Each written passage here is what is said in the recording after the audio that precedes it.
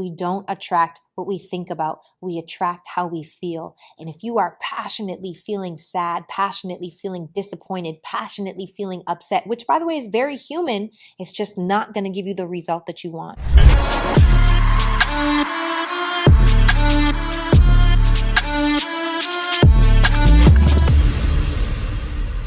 What's up, guys, and welcome back to another episode of It's Giving.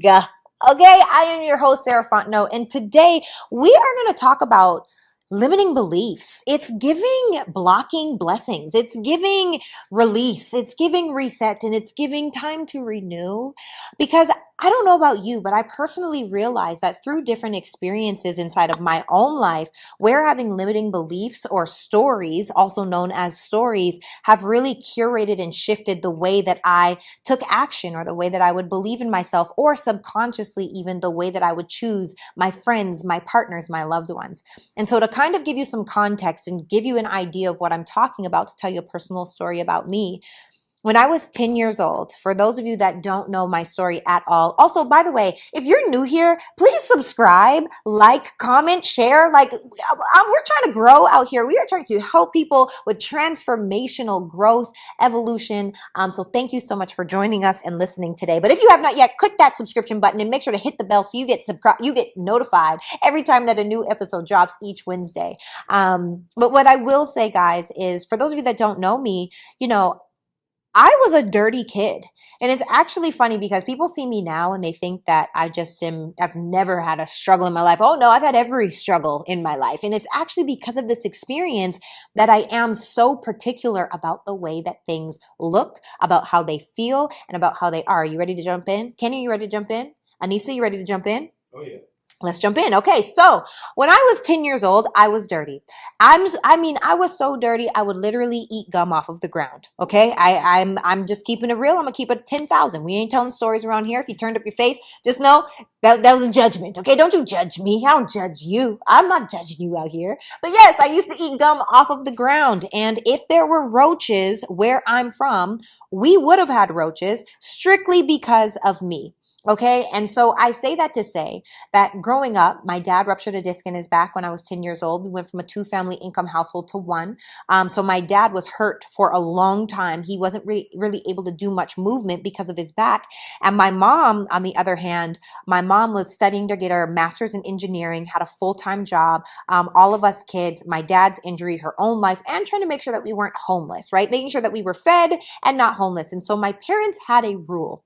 The rule was, the main areas in the house have to be clean. If your room is dirty, I will shut the door. But the living room, the kitchen, the bathroom, the landing, the hallway better look all right.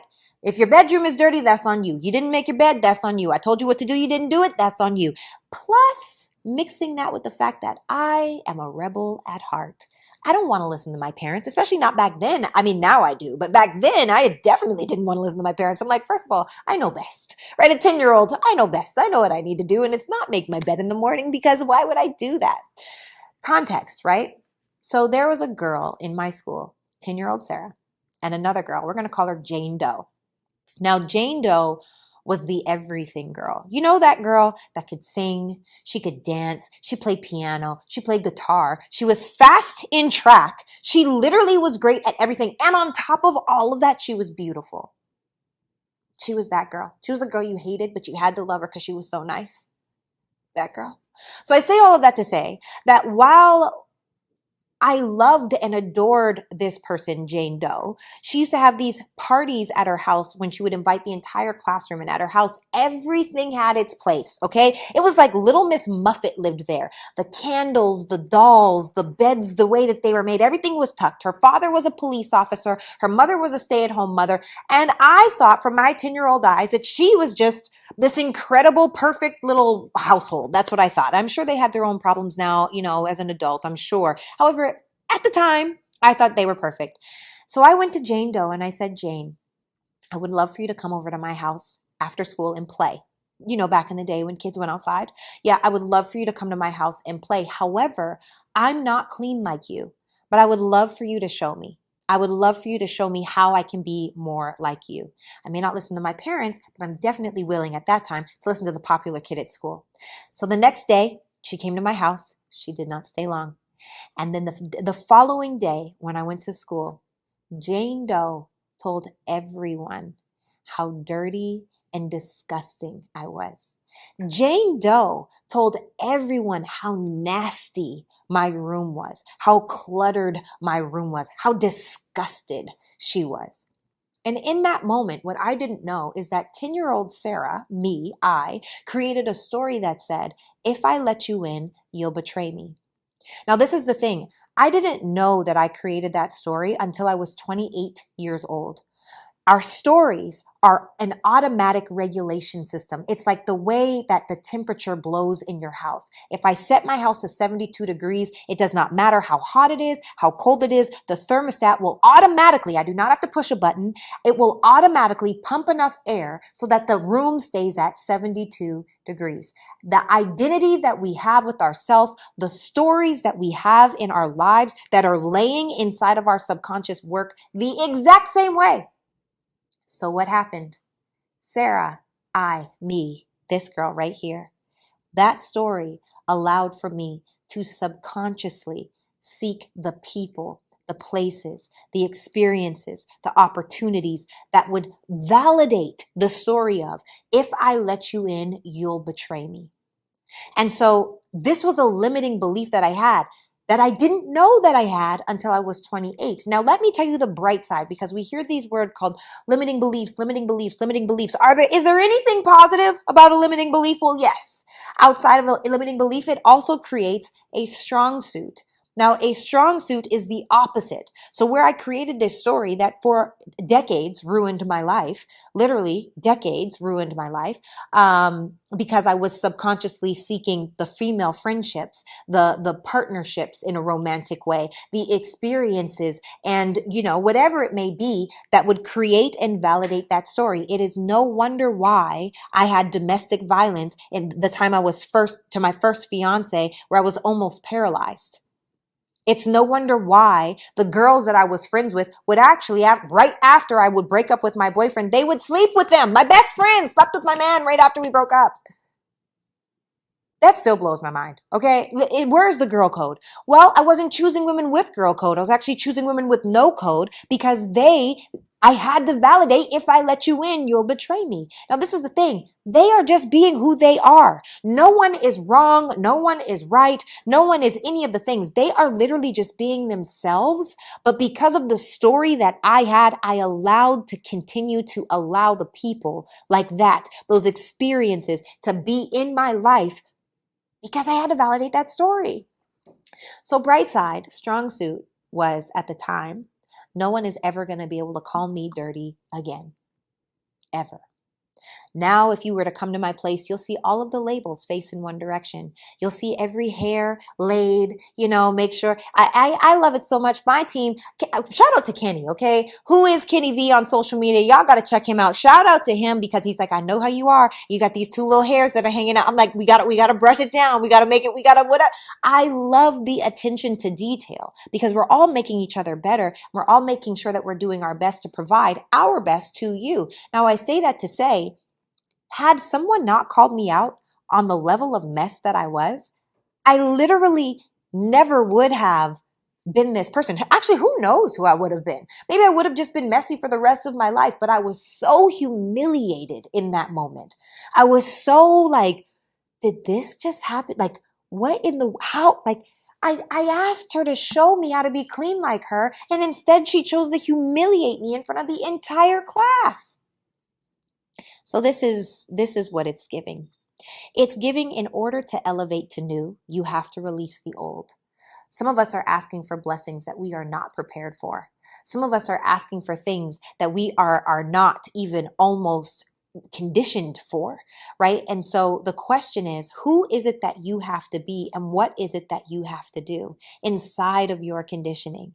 And so I say that to say, limiting beliefs, or the stories that we have, and the way that we are not taking the time to be aware and identify the issues that we have, identify, where we are at the pinpoint of all of our pain. It wasn't until I was 28, after the second time that I was engaged, actually, and I am not engaged right now, currently. Dear future husband, though.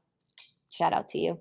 But I say that to say that literally it was not until I was 28 where I had to look at myself and say, Sarah, why do you continue to attract these people, these experiences, these things where you give your all just to get burned? What is that about Sarah? Where do I get to shift things? You know, where people will talk bad about you, but you're still trying to make it better, where you're still trying to fix it, where you're still trying to make sure everybody else is happy. Where does that come from? Because you weren't raised that way, Sarah. I was not raised that way. So what we have to realize is that inside of our experience, the limiting beliefs that we have work on a subconscious level to keep you exactly where you're at. What does that mean? It means what you believe about yourself and the stories that you create will determine the actions that you take. And the actions that you take are going to determine your future. So how do you identify? Usually somewhere in your childhood, at the age of, I don't know, somewhere between the age of 3 and 10, there is something that happened. Many things actually that happened, but there are pivotal moments in your life where you have allowed the trauma to become a story. And that story is like a cage. And until you do the work to find the key, which is inside of yourself, you can't unlock it. So what did I do? Number one, when I was 28 and I found out that I was at the pinpoint of all my pain and it stemmed from an 18-year-old story that I didn't even know that I had, I cried. I think that people need to be clear that it is okay to be vulnerable. It is okay to be sad. It is okay to understand that literally like that little devil on my shoulder has been working overtime and I've been letting it. Ew, like not great. Okay. Not, ooh, yucky, ew. So there's that aspect of things. What else did I do? I started journaling. One of the things that I can say is sometimes there's great to journal to get it out. And if it is a negative journaling experience, remember, we don't attract what we think about. We attract what we feel strongest about. So journaling and focusing on what is it that you want to attract? What is it that you want to come in? Because if I were to say to you right now, don't think about a red hat. First thing I think about, I just saw 1,000 different red hats in my mind. I literally just saw, if I say, don't think about a pink elephant, what is the one thing that you think about? The pink elephant, right? Your subconscious does not know the difference between the negative of the positive word, meaning I don't like XYZ. It just hears XYZ. You know, if you were to say, I don't want, and that's what most people do in life. They focus on what they don't want. I don't want a man that XYZ. I don't want a girl that does this, that, or the other. I don't want. Your subconscious doesn't hear what you don't want. They just hear, oh, give them more XYZ. Give them more toxicity. Give them more negativity. Give them more control. Give them more whatever it is. And because we're so focused on what we don't want, that's exactly what we continue to attract. So how do you get to the space of feeling good? How do you get to the space of shifting the way that you look at things, shifting the perspective, the vantage point of all of these different things? So I started journaling. I'm so blessed, happy, and grateful now and I would write the future as if it's happening now. Now, this is the thing also inside of that. It's like there's so many levels to this. Let's break it all the way down. How's your breathing? Literally, when was the last time that you took a deep breath? I mean, and exhale. When was the last time you were so intentional about your breathing? When you close one nostril, you breathe in and then you hold for 4 seconds and then you breathe out. You do the thing and you keep switching. When was the last time you were intentional about your breathing? Because it makes a difference. One of the things that I know is when I'm feeling anxious or when I'm feeling frustrated or when I'm feeling down or I'm suppressing emotions, what I've noticed is my breathing is very shallow. It's very much in my heart. You ever notice how people that have, what are they called? Hyperventilate. People that hyperventilate, they're like, and they say, breathe. You've got to breathe. Sometimes you've just got to breathe. Breathe into it. Control your breathing, number one, so that you can take control of your nervous system and you can take control of your thoughts so you then can take control of your feelings because feelings are not facts, but they certainly are strong. So you have to decide, how are you going to show up for you inside of all of these things? So number one, breathing. Hold for 4, 2, 3, 4. Let out for 6, 4, 6. Already I feel better. Already I feel more clear. So yes, journaling is great, but again, that's after. Where am I at right now? Can I just focus on my breathing? Can I focus on, if I need to get up, breathing faster? Speeds up your heart rate. These are literally little things that you can do to put yourself into peak state, to put yourself into a space of, I'm ready for this day, to put yourself in a space of, I'm going to take this on, to put yourself in a space that's not so negative. I don't know if y'all can kind of relate, but some of the things that I do, and I feel like I have these limiting stories, when I feel like imposter syndrome is creeping in, like I don't necessarily belong or whatever, the things, the stories, the lies that we tell ourselves. We need to stop buying the lies that we tell ourselves. For the love of God, stop lying to ourselves. So I say that to say, what are you doing to bring yourself out of that state? Are you focused on your breathing? Can you journal? Another thing that I personally do is music. I have this music. I'm going to actually connect my Spotify link in the description below. It's a movie score music and Baroque classical music. So literally, depending on how I need to feel, actually, there's a super short song. I'm just going to play it. Is that okay? Will we get caught on a couple seconds? Okay. It's not too long. Okay. It's literally like a 30-second song. Like when I need to feel like savage, like I'm like, ooh. And it's so funny. Maybe your thing isn't Baroque music. Maybe your thing is rap music. Maybe your thing is gospel music. I also have a gospel list. But when I'm in the zone, when I'm working, there's this one song. There's actually 2 songs that I have, but this one is like savage sounding.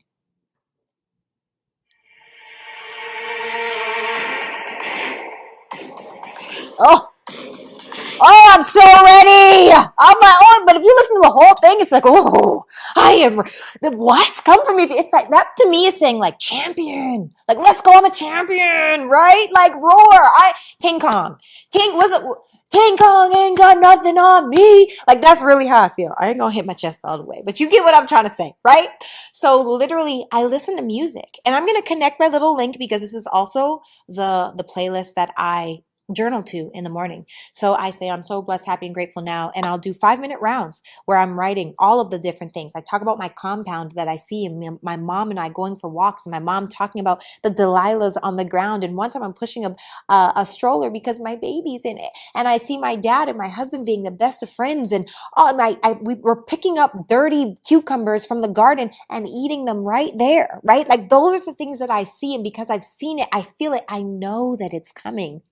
I'm ready for it to come. I'm so excited about the life that I have. And now again, instead of being like red hat and all I think about is red hat, it's like, oh, I'm thinking about things in the future as if they are now. And your subconscious does not know the difference between what's happening now and what's happening in the future or what's happened in the past. It only knows how you feel. What you feel strongest about is what you attract. So listen to that music. Focus on your breath work. Journal the things that bring you joy. Focus on the things that bring you joy, and then practice feeling about them. And then when you go to a space where it's like, oh, I feel good, you don't have space for some imposter syndrome. I'm supposed to be here.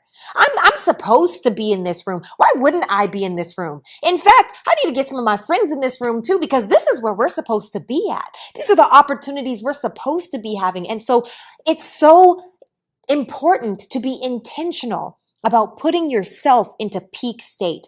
It's so important about overcoming those stories, but you can't overcome them unless you can identify them. So last thing that I'll say, and then we're gonna move on to next time on It's Giving, because it's giving whole, it's giving healed, it's giving new and evolved and evolution and elevating. I said evolved twice, but you get what I'm saying. It's hard out here, y'all. Okay, it's hard. Anyway, this is the point. The point is that another thing that you can do if you want to write down, I gotta say, can I segue for 1 second, Kenny? I know that we got a mission and a plan here, but I will say, as far as prayer works, right? Most people are so passionately praying to God to fix their problems. And if you are just praying to God to fix your problems, you're passionately feeling bad. Remember, we don't attract what we think about. We attract how we feel. And if you are passionately feeling sad, passionately feeling disappointed, passionately feeling upset, which by the way is very human, it's just not going to give you the result that you want. So one of the things that I really try to focus on is take 5 minutes, whether it's good or bad. If I'm really rocked, okay, take 24 hours and then let it go. You got to let it go.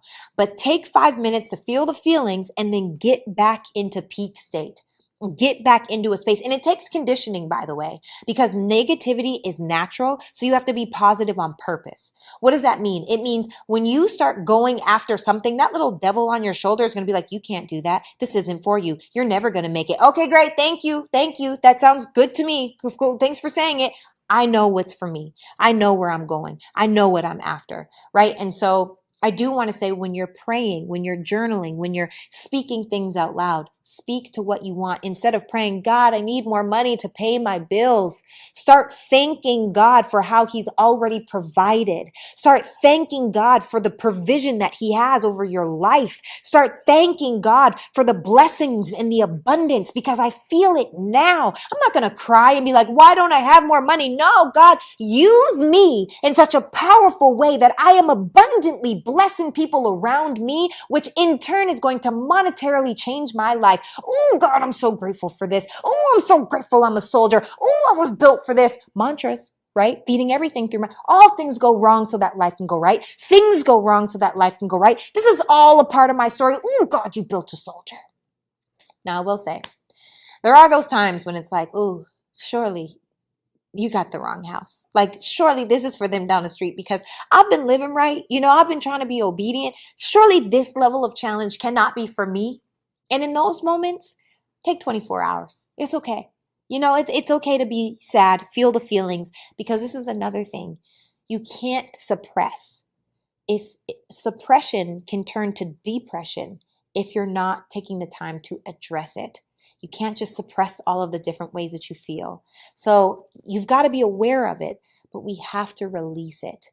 That is the only way to escape a limiting belief. Number one, what conversations are you having with yourself? Number two, how are you getting into peak state? Is it music? Is it journaling? Is it meditation? Is it a workout? Is it a special smoothie? Don't let it be the foods that are, sugar, salts, and fats. Cause that's one day we're going to talk about big pharma. I don't even know if I should say big pharma. They're probably going to strike this video down from YouTube and rank it at negative 58 billion. But I say that because big pharma is the biggest industry on the planet is human life. That's the biggest industry. It's not the NBA or network marketing or beauty. It's literal human life. They want us to be sick. Whoever they are, right? Look, I'm not coming for the they. Y'all keep doing what you're doing, but you ain't going to get me. I'm just saying. And you ain't going to get these folks, because we know that it's giving. We know y'all. So I say that to say that, whatever version of you that you want to be, you have to get into the habit of conditioning your mindset and conditioning yourself. And the only way for you to do that is to check in with yourself. How are you breathing? What are you listening to? What are you feeding your body? What are you feeding your mind? What are you feeding your soul? And that is how you control the negatives that come from limiting beliefs. That is how you control that's how you take control. That's it. I don't have any more words. That's pretty much it. So I want you guys to know that in order for this to be a season of it's giving new, evolved, healed, ready, able, all of these things, you got to be willing to get out of your own way.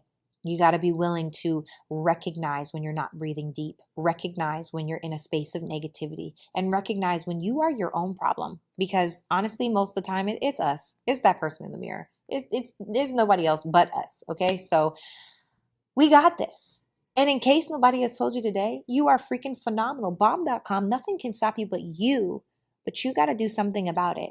And here at It's Giving All Things Grown, New, Awesome, and Evolved means we got to do the work. So let's do the work, y'all. Until next week, signing off, Sarah Fontenot here. Mwah! Bye, y'all.